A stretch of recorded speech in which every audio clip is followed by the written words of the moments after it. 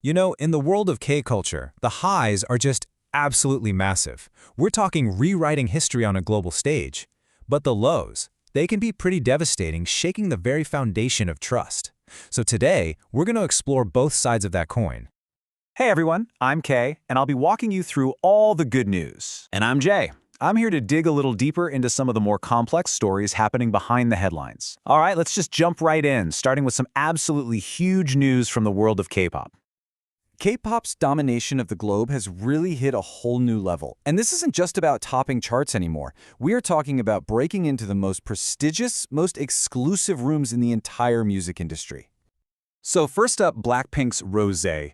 Wow, she's been nominated for 3 major Grammy Awards for her huge hit, Apartment. And just look at these categories. We're talking Song of the Year, Record of the Year. I mean, these are the absolute tippy top of industry recognition. It doesn't get bigger than this. And all this critical acclaim, it's backed up by some serious commercial power. The song peaked at number 3 on the US Billboard Hot 100. That's a new record for a female K-pop artist. It's one of those rare hits that gets both the artistic validation and massive public success. So this makes Rosé the very first female K-pop artist to be nominated for a main Grammy Award. This is a truly historic milestone, one that really cements K-pop's permanent place at the top of the global music scene. There's no questioning it now. And this influence isn't just in the music itself, it's spreading out everywhere. K-pop powerhouse ATEEZ was just named the new face of the Shilla Duty, which just goes to show you how deeply the industry is weaving itself into global commerce and branding. And that same energy, it's lighting up screens right back at home too. K-drama is commanding an incredible amount of attention in the domestic market. Just look at this. Actor Ji Chang-wook just topped the TV and streaming drama buzz charts for the very first week of November. The public interest is just completely off the charts, and it proves the immense star power that continues to drive the whole industry forward. So, on one hand, we have these huge established stars whose fame is built on their art, right, on their performance. But there's this whole other world of influence out there that's built on something else entirely, authenticity. And that world feels a lot more unpredictable. What's the story there?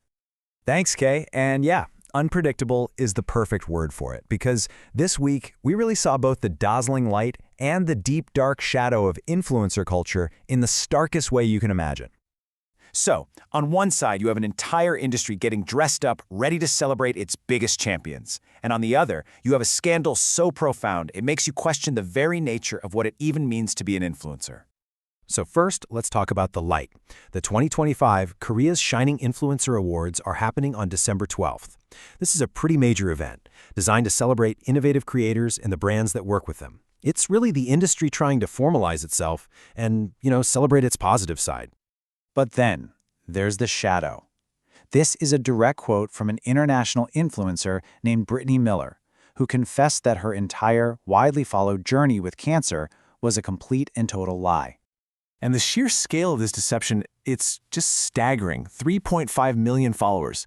These are people who invested their emotions, their support, and in some cases even their money into a story that was a complete fabrication. Wow.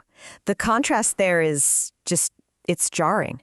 Because with someone like Rosé or Ji Chang-wook, their success is built on their craft, on the music, on the acting. It's something tangible you can point to. Exactly. Their fame is built on a product. But for influencers, the product is themselves. Their currency is trust, it's authenticity.